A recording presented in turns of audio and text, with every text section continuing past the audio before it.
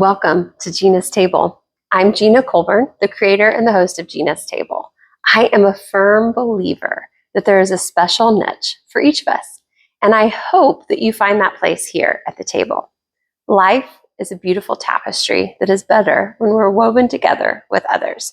So grab your favorite drink, and mine, as you know, is iced tea, and join me at the table. I am so glad that you're here in this space and time with me this week. I'm going to share a little bit about how the summer has impacted me.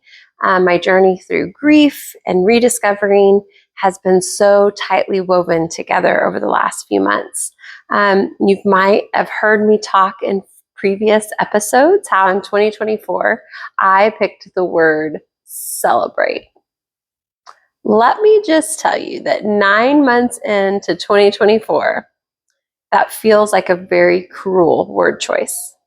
We have lost 4 family members in the last 12 months, some of whom we were closer to than others, but people that we once shared meals with, sat around a table, have shared memories, vacations, laughs, all of those things are no longer here. I have walked away from something that I have done for the past 25 years of my life as I am trying to figure out and rediscover what that means for me. Grief would have been a better word for 2024. But of course, we couldn't have scripted this. I started January with a sense of excitement and wonder and hope for what could be. And recently I have asked myself, how can I celebrate this year? Like, is there anything we're celebrating? And that was a tough question. And I found that when I am bogged down with the weight of grief, it's a little harder to come up with something. I would love to tell you that I penned a list of all sorts of things that I could celebrate. But instead, I randomly picked up my Bible that day. And when it opened up to the book of Ezekiel. And I want to read that for you. And then I'm going to tell you a little bit more of this celebrate and grief story. So in Ezekiel chapter 37, God is talking to the prophet Ezekiel. And the Lord took a hold of me, and I was carried away by the Spirit of the Lord to a valley filled with bones.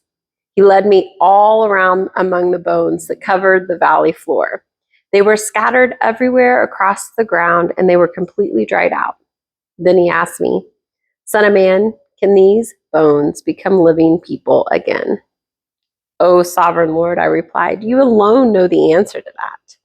Then he said to me, "Speak a prophetic message to these bones and say, 'Dry bones, listen to the word of the Lord. This is what the sovereign Lord says. Look, I'm going to put breath into you and make you alive again.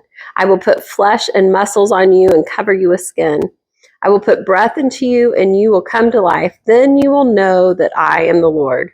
So I spoke this message just as he told me. Suddenly as I spoke, there was a rattling noise all across the valley. The bones of each body came together and attached themselves as complete skeletons. Then as I watched, muscles and flesh formed over the bones, then skin formed to cover their bodies, but they still had no breath in them. Then he said to me, 'Speak a prophetic message to the winds, son of man. Speak a prophetic message and say, this is what the sovereign Lord says. Come, O breath from the 4 winds. Breathe into these dead bodies so that they may live again.' So I spoke the message as he commanded me, and the breath came into their bodies. They all came to life and stood upon their feet, a great army." Well, I could go on. There's lots of scripture left about this. But it kind of stopped me in my tracks. And I read it, and then I read it again, and then I read it in the Message version, which is powerful. I love reading the paraphrase of the Message.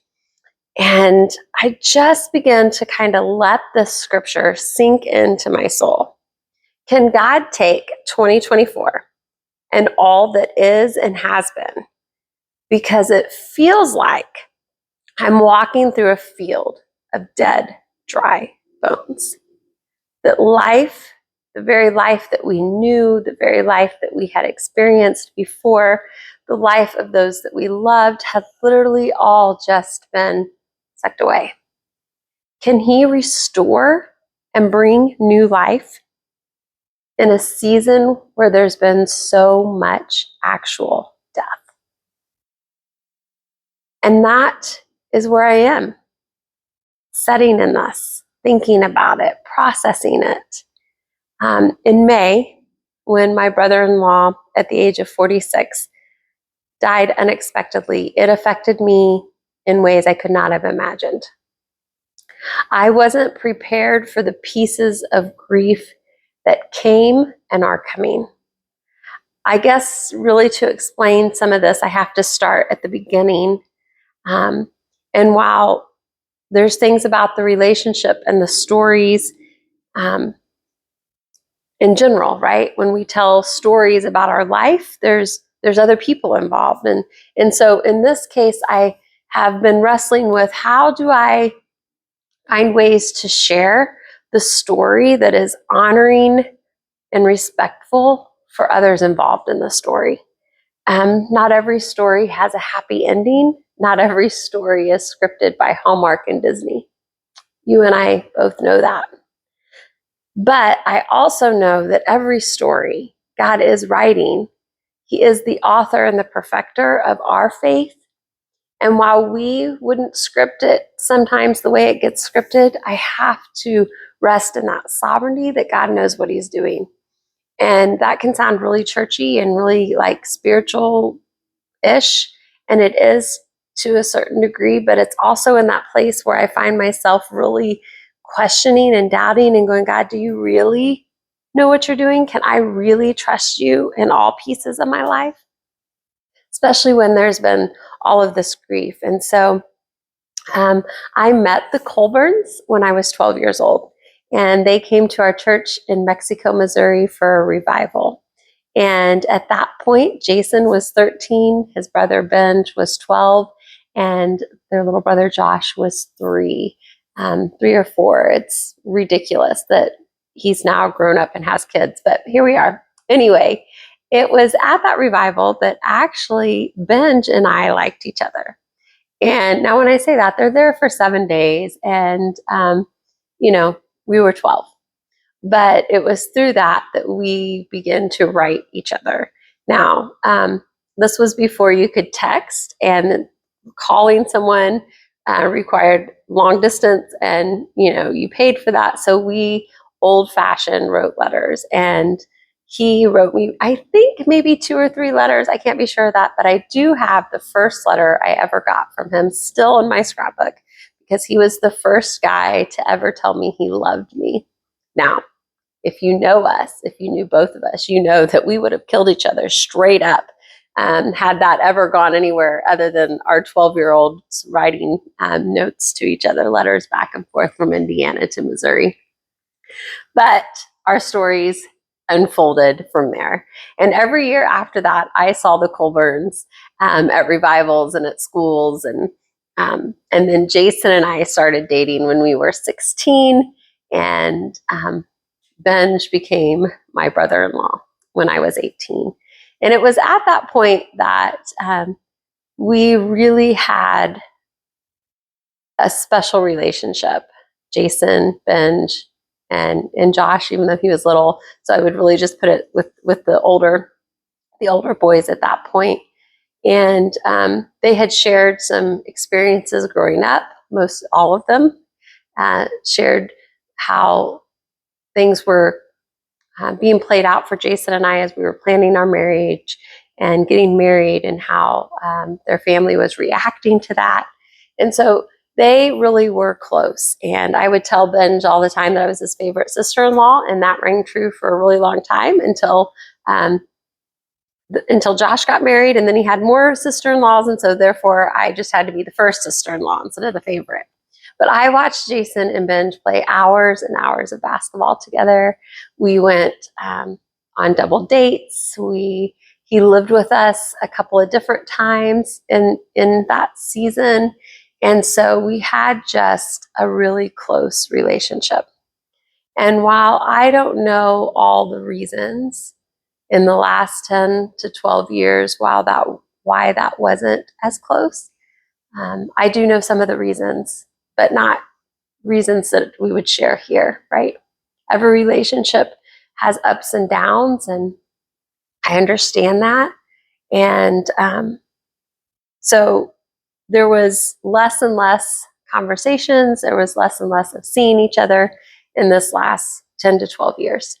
And thankfully, in February, though it was headed to a funeral, the three boys, Jason, Benj, and Josh, were able to go to Indiana together for their uncle's funeral and spend a weekend together that I think was healing and therapeutic for all of them, and a gift knowing that May was coming. And obviously they wouldn't have known then what happened. But that morning in May, when the world shifted as the reality of losing Benj came crashing on us, I wasn't prepared for the regret and the questions and the doubt that I was flooded with. Wishing I could have done more, wondering if I had said something, if I had did something different, would the outcome be different today? The guilt of knowing that every year I make a prayer journal with pictures of every family member and many friends to pray for. And in 2024, his picture wasn't there. Honest confession, deep regret, and sadness for giving up or thinking it didn't matter. I have found that when people our age die, we become even more reflective. I know for Jason and I, after walking the horrific side of this, have put a lot of thought into how we want to leave things for our family and what steps we need to do today to ensure that. You see, here's the thing. I can't undo any of it. But I rest in the fact that I know God doesn't give up on anybody. He isn't like me, human and broken and unsure of many things. He knows our first breath and he knows our last and every step in between. At some point, all of us are going to face unexpected loss. We will grieve over something in our lives. And I guess what I'm learning in real time right now is there isn't a real timetable for that. That some days are better than others. And whatever it is we have lost, that place will always be empty where they once were or that thing was.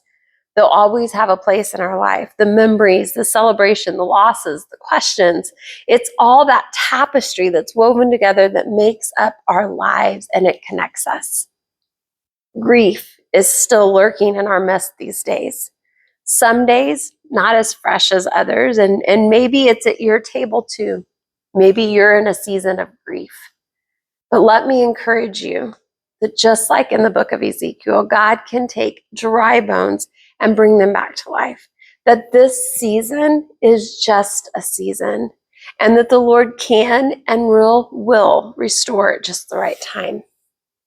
And I don't know all that will look like. All I know is that I can move forward with a different perspective on a lot of different things. I continue to remind myself that I am not the Messiah. Jesus is. He didn't call me to be the Messiah. He called me to be Gina. And in my own brokenness and in my own grief and in my own questions and in my own doubt, God can still work and he can renew and he can restore. And that it's not on me to restore and bring all things back in order. Only he can do that. And so here I am being vulnerable. And while there's many more details of this story I could share, and maybe one day will, maybe you're asking, well, I want more details about da-da-da-da. Maybe they're not your details to know. But what I know is I'm resting in the fact that God knew what 2024 would be. That maybe celebration would come later, and that this time of grief and rediscovering and going through what we're going through will be preparing us for that next season. So thank you for joining me this week at Gina's table. I hope you'll join me next week. I'm going to share a little bit about what's coming to the podcast in the weeks ahead. Until then, invite someone to your table, lay down your screens, and build community. And be honest and real and vulnerable with whatever it is today you are facing. Until next time, see you then.